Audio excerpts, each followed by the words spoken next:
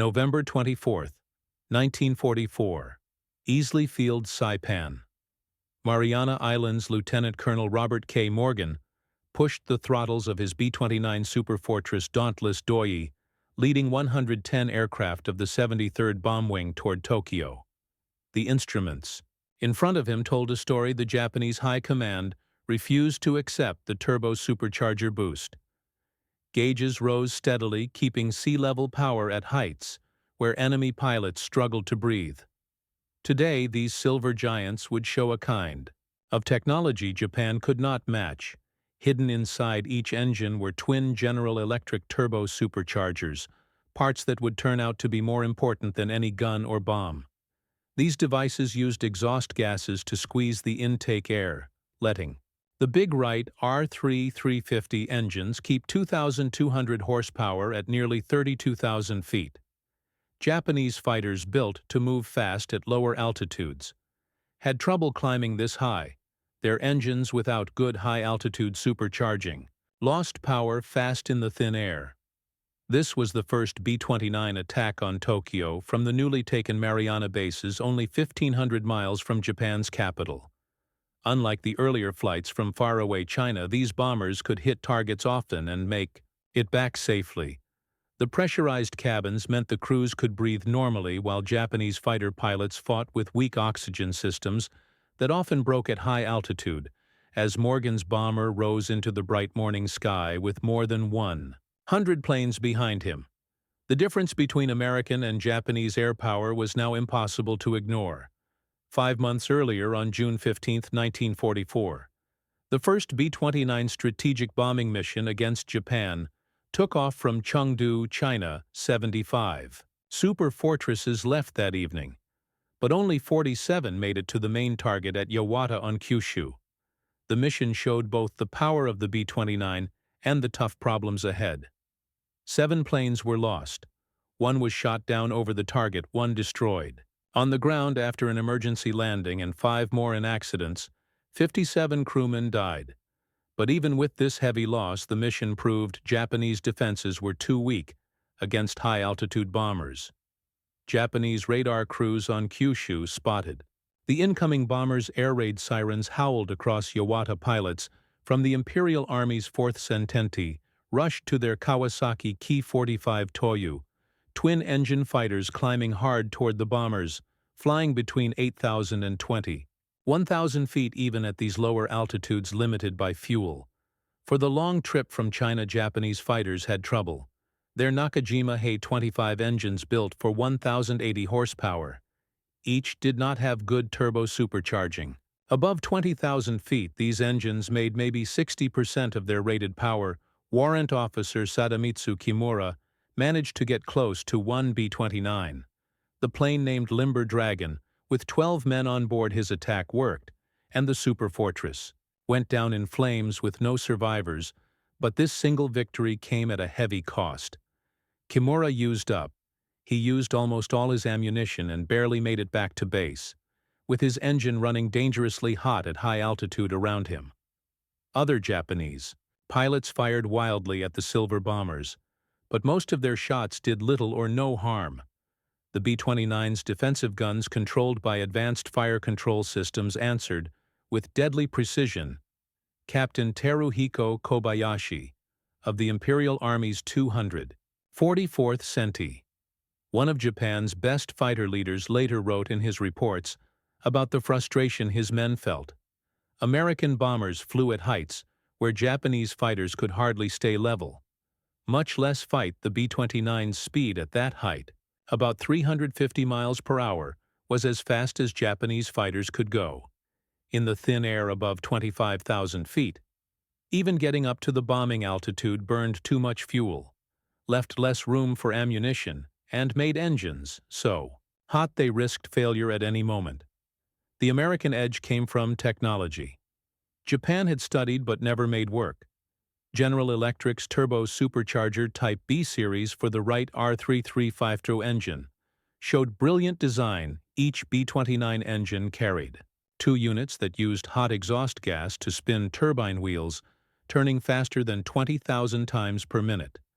These turbines powered centrifugal compressors that pushed air into the engines at pressure like sea level, even at 30,000 feet. The idea was simple exhaust energy that would be wasted. Instead helped compress the air going into the engines.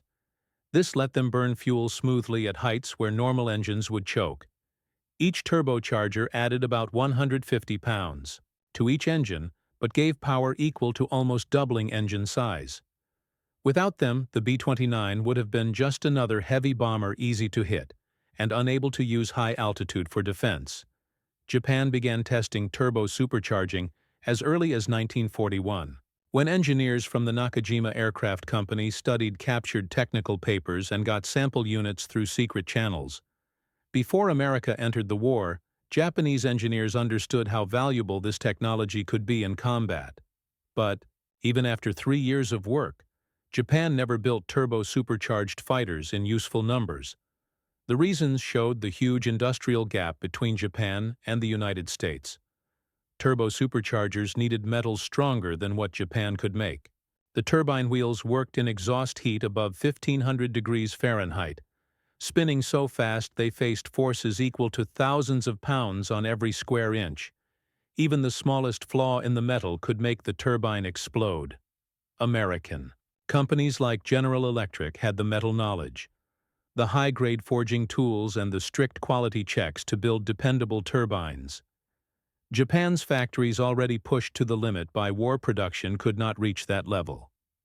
Lieutenant Fumio Nia, an engineering officer who later studied captured B-29 parts during the war, recorded his results in Japanese reports when he looked at a turbocharger taken from a B-29 that had crashed in China. Nia was amazed at the perfect workmanship. Of American manufacturing, turbine blades were shaped with accuracy down to thousandths of an inch and balanced so perfectly that they could spin at full speed without any shaking, the high-temperature alloys used to build. The turbines were far better than anything Japanese factories could make. Even the bearings that worked in extreme heat while staying perfectly aligned showed a level of skill Japan did not have. Even worse was how organized American production was. General Electric's Schenectady, New York plant built thousands of turbochargers every month, each one made to exact standards. The assembly lines used automatic testing machines checking how every single unit performed before it was installed. Any bad parts were found and thrown out long before reaching real aircraft. Japanese factories, on the other hand, made only a few dozen turbochargers a month, and they broke down so quickly most stopped working after just a few hours. By August 1944, Japanese intelligence began collecting troubling information about American bombers. Questioning captured B-29 crews studying wreckage and hearing from fighter pilots revealed a picture of American technology that deeply shocked Japanese commanders. The B-29 was not just a big airplane. It was a complete flying weapons system full of inventions Japan could not copy. Colonel Takushiro Hattori, an operations officer at Imperial General Headquarters, wrote in his journal that month about what the B-29 raids meant. American bombers flew freely at heights Japanese fighters could not reach effectively, and the few interceptors that did make contact found that even when their bullets hit the B-29's, strong construction could take hits that would destroy Japanese planes. The most frightening realization was that these raids were only the start. American factories could build thousands of B-29s and send them to attack Japan, with almost no way to stop them. The math of interception had turned hopelessly against Japan. A fighter climbing from the ground to 30,000 feet used up maybe 30 minutes and burned 1/3 of its fuel. Once that high, its power dropped sharply. The guns, though deadly at close range, needed pilots to get within a few hundred feet of the bombers, something almost impossible because of weak engine power and the B-29's precise defensive fire systems. Even when they did score hits, many Japanese pilots never made it home. Their damaged or empty fuel tanks forced them to crash from high-altitude. Major Makoto Ogawa, who later claimed 7 B-29 kills and became one of Japan's top bomber Hunters explained the huge disadvantage they faced. American bombers flew in air, where Japanese planes could barely operate. Americans sat in pressurized cabins with heat, while Japanese pilots froze at 40 degrees below zero, their hands going numb even with electric flight suits that rarely worked. Oxygen gear often broke, making pilots dizzy and confused. Guns froze, ammunition belts jammed, and engines shook so badly that flameouts were constant fears. Japanese aircraft designers struggled to find answers. The Nakajima Ki-87, built as a special high-altitude B-29 interceptor, used a turbo-supercharged Nakajima, a 219 engine meant to perform well above 30,000 feet on paper. It looked great a service, ceiling over 40,000 feet, strong 30mm and 20mm cannons, and speed enough to catch B-29s. But only one test plane ever flew before the war ended, in April 1945. It had serious troubles the turbocharger made from weak materials and barely tested kept failing. Even when it worked, the power was uneven. The project collapsed. Not from bad design, but from the lack of industrial strength to build reliable turbochargers. The Tachikawa Ki-94, another planned high-altitude interceptor, never progressed past the mock-up phase. The Mitsubishi J-8M, a rocket-powered interceptor based on the German Me-163 Comet, could reach high altitudes without turbochargers, but its dangerous rocket fuel and very short flight time made it useless for defending against B-29 raids. Japan's best aircraft engineers knew exactly what was needed, but they did not have the industrial base to build it. American B-29 missions grew without pause. By November 1944, the 21st Bomber Command began launching attacks from the Mariana Islands on Saipan, Tinian, and Guam. These bases were only 1,500 miles from Tokyo, well within B-29 range. Robert K. Morgan led the November 24th mission with 111 Superfortresses aimed at the Musashino aircraft engine plant in Tokyo. Weather and strong jet stream winds reduced accuracy, but the shock to Japanese morale was huge. American bombers were now hitting the homeland almost every day, and Japan's defenses were failing fast. Sergeant Shoji Suzuki, an anti-aircraft gunner near Tokyo, kept a diary showing the growing hopelessness among defenders. At first his crew fired confidently, their 75mm guns shooting shells to about 25,000 feet. But American bombers often flew higher out of range, or came in at steep angles, giving gunners too little time to aim. Worse, even when they scored direct hits. The B-29's tough construction with layered systems and armor in key areas took punishment that would have destroyed Japanese planes. Suzuki wrote about seeing damaged B-29s streaming smoke and flying with dead engines, yet still pressing onto their targets and often making it back to base. Japan's attempts to strengthen air defenses turned to fighter upgrades. The Kawasaki Ki-61 Heian, powered by a liquid-cooled He-40 engine, could reach about 32,000 feet higher than most Japanese planes. But it climbed too slowly and broke down, often leaving many grounded waiting for parts. The Nakajima Ki-84 Hayate, introduced in 1944, became Japan's best mass-produced fighter. It used the Nakajima Homar engine, a complicated radial type that gave strong power at altitude when kept in top condition. But the Homar's complex build made upkeep difficult, and weak quality control caused many engines to fail early. On paper, the Ki-84's numbers looked great. Top speed near 400 miles per hour at 20,000 feet, a ceiling around 35,000 feet, and heavy 20mm and 30mm cannons. In reality, only a few Ki-84s ever reached those levels. Poor quality fuel ruined engines. Crude lubricants broke down in cold weather, and factory flaws caused constant breakdowns. American pilots who tested captured Ki-84s after the war praised how well they flew, saying they could match or even beat American fighters in some ways. But they also noted those planes had been carefully chosen and cared for by expert Japanese mechanics using rare high-quality materials. The average Ki-84 in combat performed far worse. Even when Japanese fighters reached the height where B-29s flew, they still faced the bombers. Powerful defenses. Each Superfortress carried 10 50 caliber machine guns in remote-controlled turrets. A central fire control system let the gunners aim together, focusing several turrets on one enemy plane. The system used computing sites that figured out aim and lead, automatically making hits far more likely. Japanese pilots soon learned that flying close enough to shoot at a B-29 meant going through a storm of bullets. Few came out alive.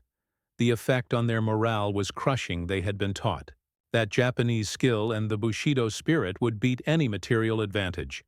But fighting the B-29s destroyed that belief.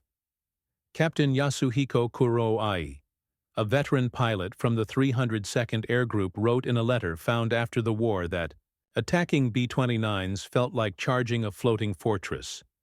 The bombers could take damage that would destroy a dozen Japanese planes, their crews shielded by armor and backup systems, while Japanese pilots flew in unarmored planes with weak fuel tanks and almost no protection. In December 1944 came the first large daylight strike on Tokyo, when 86 B-29s hit the Musashino plant. Japanese defenses did bring down or damage some of them, but at a terrible price. The 244th Sentai, led by Captain Kobayashi, claimed 6 B-29 kills through desperate ramming attacks, but lost many skilled pilots. In doing so, ramming became more common when Japanese flyers saw that normal attacks could not stop the giant bombers. The act was, suicidal pilots aimed their fighters at the B-29's wings or tails, trying to wreck control parts, then tried to jump clear before the crash. Very few lived through it. American crews came to respect the fierce courage of those Japanese pilots, even as they were horrified by waste of lives. Technical Sergeant John McLaughlin, a gunner on City of Los Angeles, later told how he saw a Japanese fighter ram the B-29 next to his. The fighter hit the bomber's tail, cutting off the whole vertical fin. Both planes spun out of control and fell. McLaughlin saw no parachutes. He later found out that 10 men in the B-29 died. The Japanese pilot was never known, one of thousands who died defending their homeland against an enemy they could not defeat by early 1945. Japanese air defenses were almost gone. Fuel shortages kept many planes grounded. Most skilled pilots were dead, replaced by teenagers with little training who had no chance against experienced B-29 crews. American P-51 Mustangs, flying from Iwo Jima after its capture in March 1945, made things worse for Japan. Their speed, climb, and power made Japanese planes easy targets. On March 9th to 10th, 1945 came Japan's worst disaster. General Curtis LeMay, head of the 21st Bomber Command, changed tactics. Instead of bombing from high altitude, 334 B-29s attacked Tokyo at night from 7,000 feet using firebombs to start massive fires. It was risky since flying lower meant more anti-aircraft fire. But LeMay knew Japan's night defenses were weak, and lower flight made engines run cooler and let each plane carry more bombs. The results were shocking. In 3 hours, American bombers dropped nearly 2,000 tons of firebombs over Tokyo fires, joined into firestorms, sucking out oxygen, and reaching 1,800 degrees Fahrenheit. About 1,000 people died. More than in either atomic bombing. 16 square miles of Tokyo burned. Only 14 B-29s were lost, showing how weak Japanese defenses were. The attack proved B-29s could destroy cities even without high-altitude tactics. But turbo-superchargers had made those planes possible. They let them fly high above weather and fighters making long-range missions from China to Japan. Work low-level raids were safe only because earlier high-altitude strikes had wiped out Japanese aircraft factories. After the war, Japanese engineers studying B-29 parts were amazed at American design. The turbochargers showed everything Japan lacked: Precision, metalwork, advanced materials, and huge production power. One B-29 used 8 turbochargers, and by 1945, America was building over 200 planes each month. That meant 1,600 turbochargers just for new aircraft, plus many more for repairs. General Electric's factories made them faster than Japan could have, even if it used all its factories for that. Alone, Japanese experts saw the truth. If America could build this much, what could stop it? Waves of B-29s hit Japan daily by mid-1945. P-51s ruled the skies. The Navy closed every port, and atomic bombs ended the war. First Lieutenant Toshio Ota, a technical officer, later wrote that seeing American technology filled Japanese engineers with despair. Every part showed skill and precision beyond what Japan could make. The turbochargers impressed him, most simple in idea, but requiring perfection in metalwork, that Japan's bombed factories could not reach. Even if Japan had gotten the plans in 1941, it still could not have built enough. The cost of this gap was measured in lives. Japanese pilot schools, once the best, had collapsed by 1945. Fuel shortages meant student pilots got maybe 50 hours of flight time, while American pilots trained 200 to 300 hours. These poorly trained pilots flew outdated planes against enemies, with every advantage. In July 1945, in a big battle over the inland sea, Japanese fighters attacked more than 100 B-29s. Records show maybe 2 bombers damaged, while 23 Japanese fighters were shot down with almost no harm to the bombers. The B-29 campaign dropped 147,000 tons of bombs on Japan, destroyed 40% of city industry in 66 cities, and killed about 330,000 civilians. Japan's war production, already falling, collapsed completely by summer. 1945, transport systems were wrecked, stopping supplies from moving. Even when materials were available, workers fled. Burning cities and factories closed. The government lost control of the economy as industries moved to the countryside or shut down. Major General Arisu Sato, head of Japanese military intelligence, admitted after the war that by June 1945 his analysts knew defeat was certain. American air power ruled the sky. The B-29 raids had ended.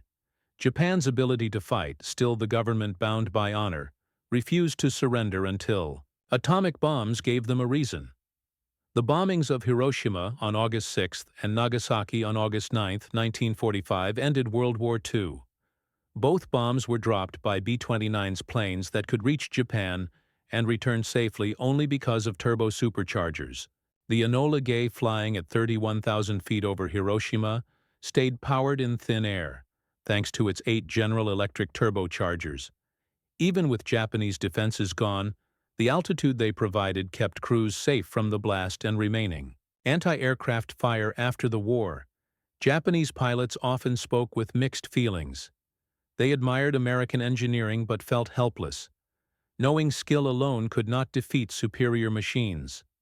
Lieutenant Isamu Sasaki, who survived with 3 B-29 kills, one of the best records, said he succeeded only with perfect luck, surprising bombers from above with the sun behind him, when attacking full formations, flying high with alert crews. Even the best pilots failed before the war. Many countries worked on high-altitude flight.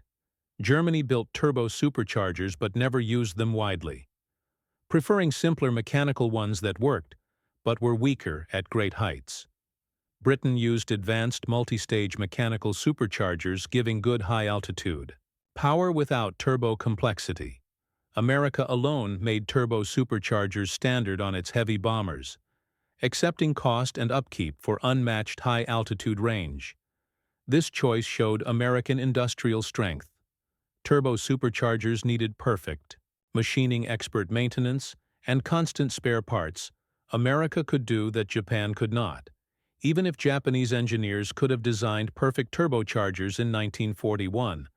But Japan lacked the factories to build many of them, the mechanics to keep them working, and the supply lines for spare parts.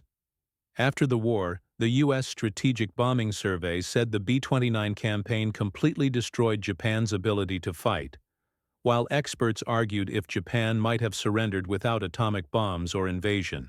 They all agreed that by August 1945, American air power ruled the skies, and Japan's defenses were broken. The B-29's high-altitude power from turbo-superchargers made this result certain once enough bombers were in service.